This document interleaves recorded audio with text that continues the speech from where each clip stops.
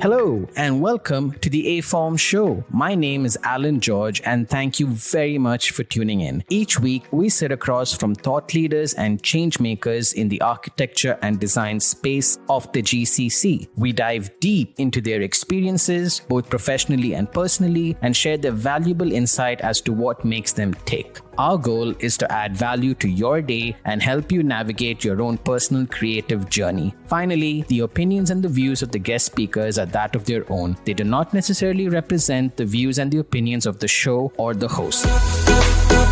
Hello and welcome to the show, everyone. This week we are joined by Dr. Bhakti More, Deputy Chairperson and Associate Professor at the School of Design and Architecture for the Manipal Academy of Higher Education, Dubai campus. Dr. Bhakti has been instrumental in molding the next generation of architects in the city. She has been a champion for elevating the design community by contributing research and insight. Dr. Bhakti truly believes at bridging the gap between the professional practice and academia. So without further ado, let's get into it.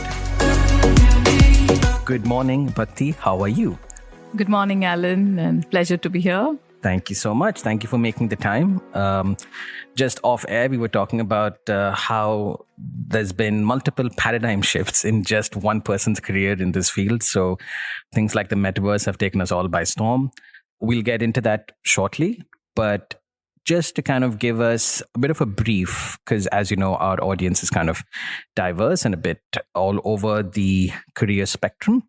So in your opinion, we're just curious to understand, how has architectural education evolved over the last decade or 15 years or so on?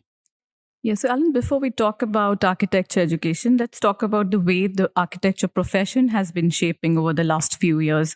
And it has always been changing with time. And, years back, if you see, the whole concept of drawing boards was there in the architectural studios, not just in the education classrooms, but also in the studios in the profession. Right. And today we see that it's changing, and it's already changed to the digital media. So that shift has happened and we see that transformation. And during the last decade, I would say COVID has done the transformation from physical learning spaces to the virtual learning environments. So the studios, which were very traditional, and the teaching that happened in classroom is now taken a paradigm shift to what we say is a virtual environment, which is completely having no boundaries. So that's where the culture of collaboration starts. And everything has become very dynamic. So today, it's not just the studio culture where you have the faculty and the students, but it could be even students coming from different geographies, and you have collaborators, you have mentors, design faculties, international design consultants also coming into your studio and taking that virtual space. So I think everything has seen that change, and it's also very evident from what has happened during the last 2 years in the COVID times. And one of the things that also is seen in the profession, that it's no longer the architect taking the whole role in the profession, but a lot of specializations are seen in the design practice. So you have a sustainability consultant, you have a landscape designer, you have a lighting consultant for a project, you have the FLS, and it's becoming very much user-centric, adaptive, environmentally responsible. And this demand has been from the authorities, from the clients, and various stakeholders from a project. Hence, in the education and the curriculum, you see that there are courses offered in lighting design and sustainable design. So the specializations are gaining a lot of importance, which was not there some years back. And that's where the curriculum alignment is also seen, where whatever is demand in the practice, you can see that change happening in the education and in the overall outline of the courses. Another thing I would really like to talk about is the extensive use of BIM in architectural practice. You see that that's now taking over the complete role of quantity estimation, also the way you look at energy modeling. And there are tools like the parametric design, visualization software, real-time analysis, the AR and VR technologies. And you see that the young generation, they really like to work with a lot of tools and technologies.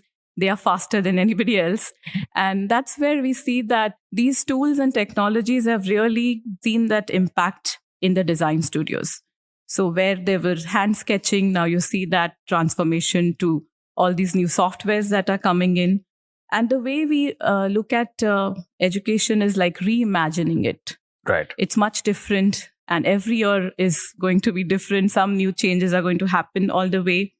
Also, these online platforms are becoming new learning spaces where you can see a lot of resources available. At one point, you get access to information. You've also at comfort at your home, and then you're able to know about so many things that happen. So I think students have an access to a lot of things. Also, we can see that research is gaining a lot of importance in education, that there are areas like AI, circular economy towards climate change, blockchain technologies, and so many others. So it's not just becoming an hardcore architecture education as such, but it's getting on that multidisciplinary facets. And more important is to understand that the role of architects is also changing. Right. And that's where we see that difference and the trends coming. Though I would not say it's 100% aligned, but the change is happening in the education.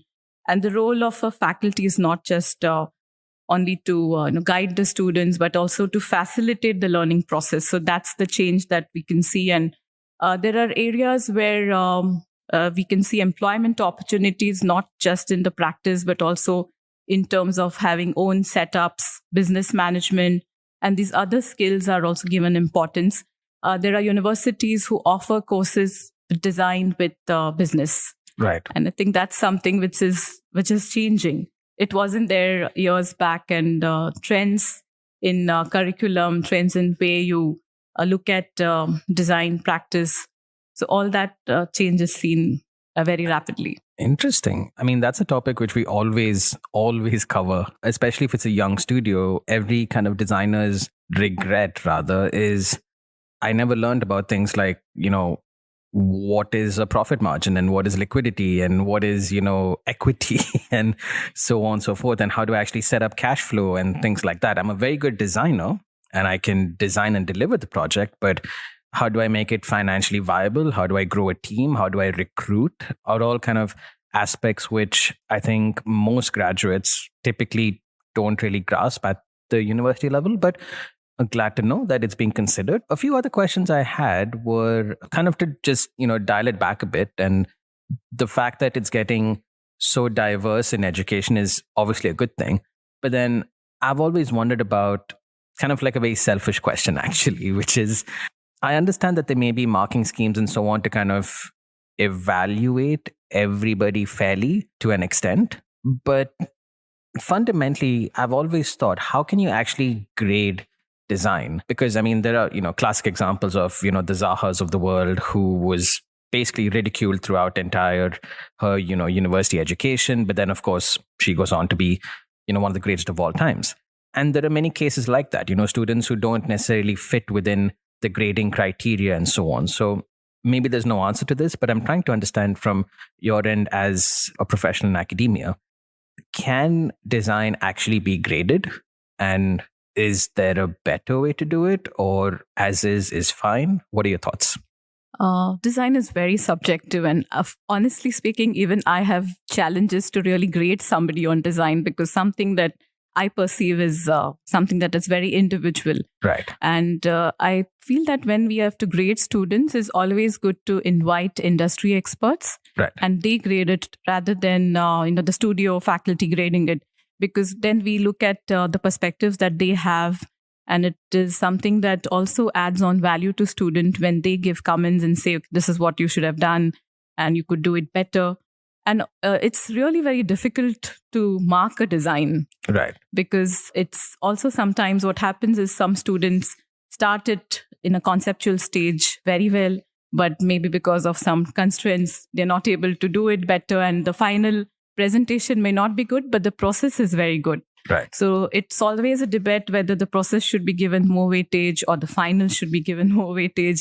And then what are we looking at? Are we looking at their skills, or are we looking at functions or aesthetics or the visual renders or services? Right. So there's always been a debate, and there is no answer to it whether which is the right way to do it. Right. But it's always good to invite experts. And I've seen that if the reviewers are from that experienced industry, areas, then it really helps. And then we can look at also having many, like a panel there. So not just one person, but maybe a panel who reviews that design and gives constructive comments. And at the same time, I always tell students, you look at the skills and the learning process. Do not look at the marks and grades, because at the end, when you are applying for a job or you're looking for an interview, you're attending an interview, it's important that it's what you project is what have you achieved in the learning process and not what grades you have achieved, because your skills and learning is the most important criteria. Right. And that's again on this side of things, which is the profession. We have the exact same debate as well. We typically get portfolios which have brilliant renders or have awesome sketches or just are very well put together. You can see that this person clearly thinks from a design point of view. But then again, it is so subjective at the end of the day, and I myself find it quite difficult as to how you can kind of grade. But again, good to know that it's at least being thought about, and kind of trying to find this good middle ground in between is good. Another question that I had, and this is again a very selfish question, and please forgive me if it comes off as rude, but I feel like this is something which if I'm thinking about it, there are definitely other graduates or even students who are thinking about it.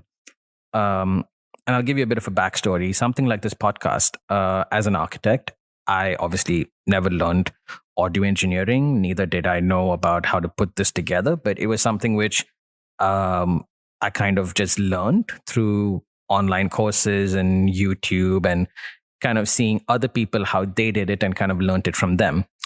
And I'm not saying this is the best by no means, but it's not too bad either. So as an architect, I'm a bit concerned and excited about the possibilities of what that means. So I want to know from you, again, from academia, can this beautiful field that we called architecture, can this be learned online without the traditional institution, without the traditional professor? Can this be learned by just putting in the hours and kind of doing it yourself? Yes, I would just go back to the COVID pandemic experience where everyone was forced into an emergency remote learning. There was no option, but we all had to do it. And now that we are coming back to the face-to-face classrooms, we realized that how difficult it was to deliver architectural design courses and the practical courses online, because there was no face-to-face and there was no interaction with the peers, faculties. And the studio experience is something that really was lacking. Right. And we have that example today to have the story behind it, that it was really lacking that face-to-face experience. And that's why we could say that it's very important to have that personal experience, because it's not about just a one-sided learning, but it's more about a dialogue and interaction that happens in the studio. And though I would say a hybrid format would always work, that you have face-to-face learning, but it's also supported by something online platform where you learn and you collaborate. So something like that can work really better. So definitely the concept of universities is always going to be there, because we've seen that students were more excited to come back to campus and have that experience, what they missed during that 2 years. And also learning in isolation is not what really architects should do. Right. It's always important to have a collaborative environment and have that experience. We are talking about something like a personal journey that a student has when they join the first year of program. And we've seen that it was much easier for the students of a master's program or maybe the fourth or final year of architecture, where they could really have these online much easier than the student who is joining new to the program. Right. And peer learning is something what is also important for design education. So I would say that online is always good as a resource, but it could be an add-on and more of a value-add experience. Okay. Interesting. Yes, now that I think about it, it is so obvious that, of course, architects need to learn how to teamwork and be collaborative. And I can see how that can be divorced if you're not in a studio environment. That makes a lot of sense. I am curious though, with obviously the newer generation of architects that are coming now, that you're looking at things like admissions and so on. Do you feel like there's a preference from the students from high school that are looking to join architecture? Do you think there's a preference that they want things to be online and they want kind of programs automated, that kind of thing? Or do they still want the kind of old school architecture? I think what excites students more is the hands-on learning, right, which can never be in an online platform. Right. And I've always seen that when they've given these models and something which is for them to experience Right. with the real-time learning, they find it more exciting. So the activity-based learning is still something which is what the generation likes. Right. So that's where they can team up and do some projects together, make some 3D models. We also have 3D printing labs now in universities where they can see, how their ideas are now converting into and can be printed. So I think that's something which is not there in online. Agreed completely. As a firm that recently got into 3D printing, us at Orange, me myself personally, I'm super excited every time there's a 3D print for the exact same reason. So I can completely understand. I'm kind of just trying to go back to the students a bit. So from your experience, having been in academia for so long, what do you think are student aspirations today when they graduate? I mean, because I know for someone like myself, when I graduated from a university here, in my mind, I was like, yep, job at Foster's, done. Obviously, what else would I consider? And obviously, once you graduate, you realize the harsh reality of life, that it's not necessarily that. So I'm trying to understand from a profession point of view, what do students want when they graduate? What are the kind of jobs they're looking for? What are their thought processes when they want to join a firm and so on? A lot of times students who graduate, they always think that they would get into designing, which doesn't happen. Right. Because they are too young for it. And design companies would never give that responsibilities because they still have to go through a learning process. So I think one thing is that they always feel that I should get into designing. And generally they are given renders or they're given to do some drawings. So, but that's a great learning. And that's the first step towards understanding how a design practice works. Right. So their aspirations are very different. It takes us time to make them understand the real world and know how things are. And we definitely have those sessions where they are made to understand that you have to start with whatever comes and every learning is going to add value. Right. So whether it's going to be learning on site or looking at even preparing working drawings or anything is something that is going to add in your career journey. So just take what comes. And definitely the aspirations are to be a designer. Right. Okay. As professional practices, I will say that, yes, we agree. And we've recently had a hire as well. And Afnan, if you're listening, you know exactly who I'm talking about. But I mean, same thing. I mean, she kind of came into our practice thinking that, it would be about design and so on. And it's not that it's not. It's just that you can't expect to, design a tower when you've never designed anything before. There's kind of like a build-up that happens to it. I think the best example that I ever got was when I joined the practice, this director told me, so everything you've learned, think of it as the foundation of a building. No one really sees it. No one really even thinks about it, but it is very important if you have to build anything on top of it. So that's what you've done for the last 5 years. So now you're actually going to start seeing the results of what you've put into, your work and your portfolio and so on. So I thought that example made a lot of sense. And that's what I try to kind of tell a lot of students as well. And there are also a lot of soft skills that you start learning in practice. How do you talk to people, work in teams, communicate with clients? Yep. So these are some things that's also a great learning experience, which they should add on and keep going. And that's something which I think is important for them to understand that they have to start that process. Right. So again, just from your point of view from academia, in your mind, what can us as practicing professionals do more? I mean, I know we already do things like, juries and guest lectures, and a lot of professionals even teach part-time and so on. But is there anything more that we can do to kind of bridge this gap between professional practice and the academia side of things? Yeah, definitely there is a gap, which is the profession itself is very dynamic. There are new changes that happen. There are transformations happen in terms of design practice. So in terms what people in practice can do is definitely have it more formalized, the connection between the university and them. So there could be sessions where they could mentor the students. And also if there's an ongoing site, they can have students coming there to see what's happening. I think that's the best learning, because these kind of opportunities really add to the students' experience and practical learning. And also one other thing is that maybe if there is some time possible to have some workshops at their offices. Right. I know it's very difficult to get time and give that commitment, but definitely that can help. And I think some of the companies do that they invite students to their office to explain them how the office works and what is something they are also looking in terms of expectations from the students. So these are things that practice can add on as a value there.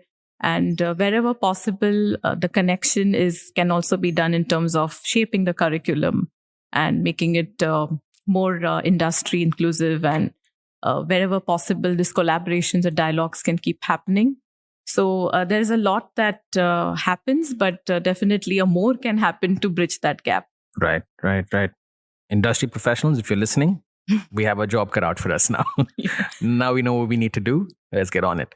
No, I mean, that's brilliant, because I'm all about managing expectations on both ends. And I think that's brilliant. I think that works out well for everyone, because I think from the profession also, it's so sad. I mean, especially for graduates here specifically, the first thing that most senior management, when they have to hire or when they have to, interview with graduates, they're like, oh, they don't know anything. Oh, they're this and they're that. And oh, it's this. And they don't know this at all. Or they never learned this. How is that possible? And I think it's one thing to kind of address a problem, but it's another entire thing to kind of be the solution as well. And things like this podcast and, like you said, the way that the industry can be involved, I think that's the solution. And I think the more that happens, the better off we'll all be. Kind of rising tides, lifts all boats type situation. And somewhere the experience has to start, because there are companies who say we want 2 to 3 years of experience.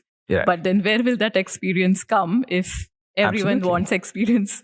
Absolutely. Graduates. So I think somewhere that opportunity to start with a zero experience is important that the companies provide for. Right. Just one final question on the topic of students. I understand that as part of curriculum, there's a requirement for an internship of some tenure. In your opinion, do you think that is enough? Do you think it needs to be kind of like a 1-month internship every year for 5 years? Or should it be a 6-month thing at the end of 5 years? I'm just trying to understand from a curriculum point of view, which do you think would work better?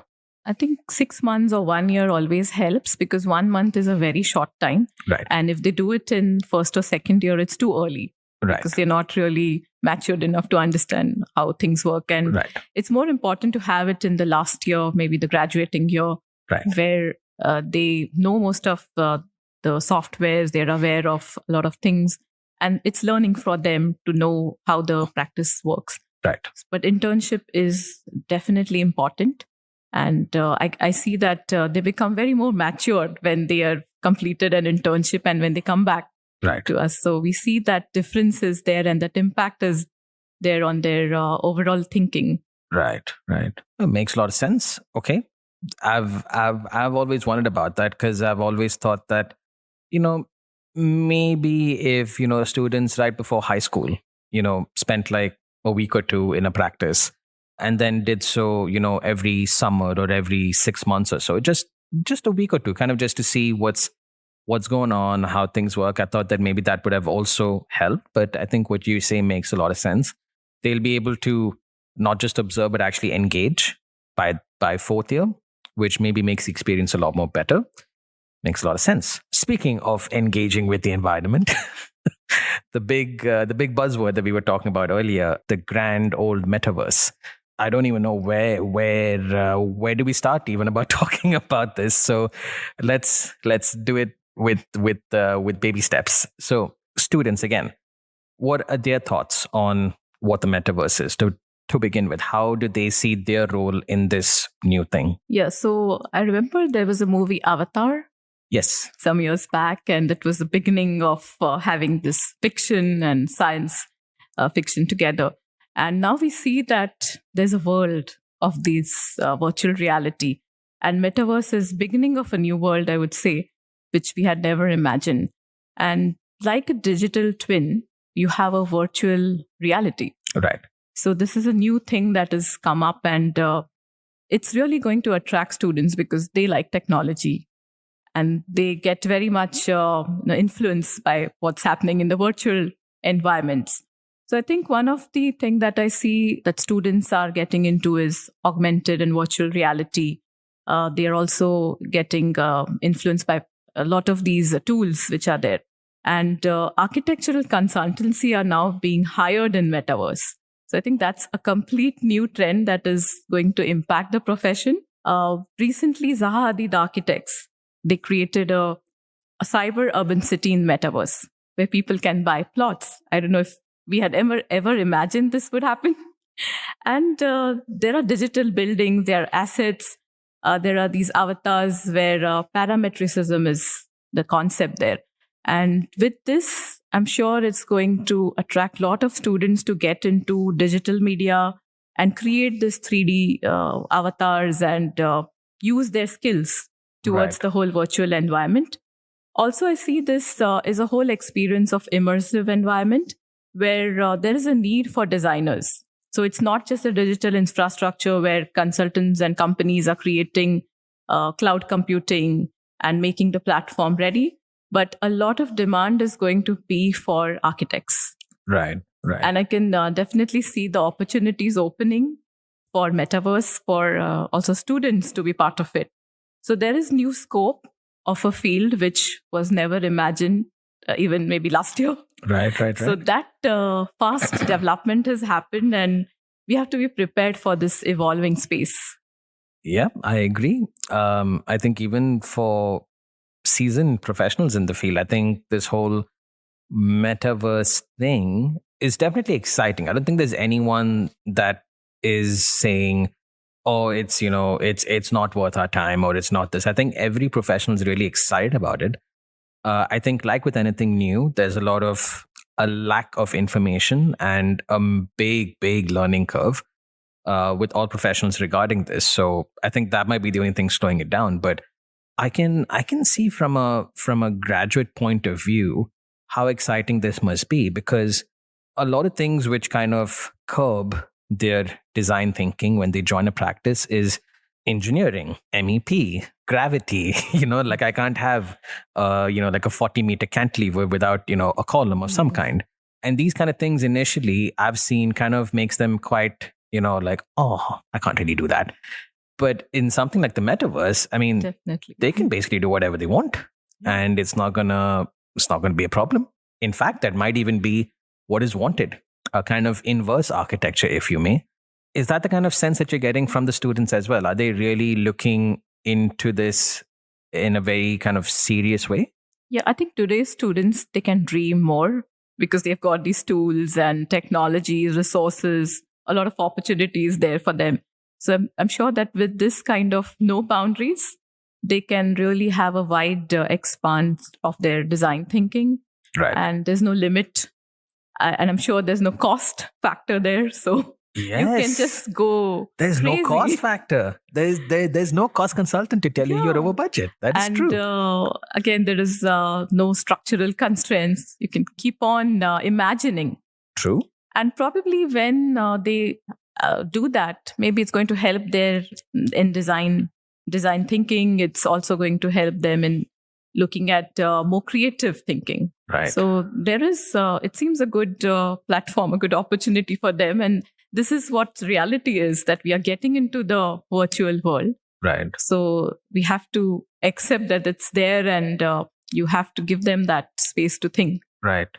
And in response to the metaverse, I'm assuming that there would be things that you are now looking at to introduce within your teaching course and so on? Is that also happening now, or is it still too early? Yeah, no, we are already establishing Center for AR and VR because that's the start, and we have to be also prepared for this environment. Right. So infrastructure-wise, or even the curriculum, pedagogy-wise, because I'm sure a lot of students are going to be interested, because this generation is all about technology. They have seen, they are born in the world of technology, so they adapt to it very fast. Yeah. And if there are going to be opportunities, definitely we have to be prepared to provide them. No, I mean, I think it's a perfect marriage. It's perfect timing. It's I mean, part of me is kind of jealous. I'm not going to lie. I mean, I know for someone like myself, it'll take like a while to kind of get on board with it. But for someone who's just entering architecture, I think it's a brilliant time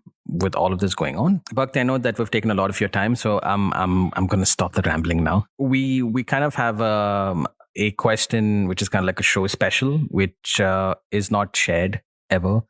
But if you've listened to the show, you know exactly what question it is. We refer to this as the utopian question. And this utopian question is typically aimed at professionals. But since you're from mainly the academia background, I will twist it ever so slightly. So the utopian question is that in your case, if you have an investor that comes to you and says, "Hi, Bhakti, I love what you do. You're the best architecture professor ever in the world. And here is a blank check. And I want you to improve the lives of students, architecture students and design students specifically. You're free to do anything with this money, be it infrastructure, technology, more courses, more faculty, anything that you want. Where do you kind of allocate this capital to and why?" Yeah, that's a very good question. And I wish I could really get an investor like that. Well, everybody wants that. Yeah. And I would invest in changing the mindset of students and making them think as what is their role to really change the society, whether it is social sustainability, climate change, and any other impact that architects can do. How do we really do that? And if they could do a life project where they could change somebody's life, I think that's the best investment. We do a lot of hypothetical projects, but if we can really take up a community and change the way they live in, whether it's sustainable living, whether it's impact of that they could have on carbon footprint or anything that is a real project and can transform lives, I think that's the best investment. Awesome. That was a pretty quick answer. Like I took a minute to kind of think about what I would have done. But yeah, absolutely. I completely agree. One of the most transformative experiences for me was in university. We did this competition for doing this school in Umbisa. In the grand scheme of things, a very small project, a very small intervention. But the fact that you could be involved with it and literally, like you said, see it changing lives. I mean, these kids had no school and now they have a school, that kind of thing. And just to see them, more importantly, even years later, because we never really lost touch with that particular project, we could kind of see the results of it throughout the years, which I think was brilliant. So yeah, absolutely. That makes sense. And definitely, architecture students also have a role to play for climate change. Right. So if they can design or redesign buildings which are net zero or create that impact. So either it could be any ways of making more sustainable living. I think then the investor would get the perfect returns. Absolutely. Absolutely. Well, Bhakti, thank you so much for your time. For professionals in the field or students or fresh grads, anyone who wants to reach out to you to learn more about a topic or to kind of just, grab a coffee, whatever it may be, what's the best way for them to reach you? I'm always available on WhatsApp or even email. So, all right. Okay. Anything that's comfortable. We'll be sure to link those in the show notes below. So if anyone wants to get in touch, feel free to do so. Thank you once again on behalf of the show for giving us your time. Like I said, these are very exciting times, and I'm sure we'll be hearing a lot more from you in the future. And we look forward to having you on the show again. Thanks, Alan. All right. And for the rest of you guys, we will catch you guys next week.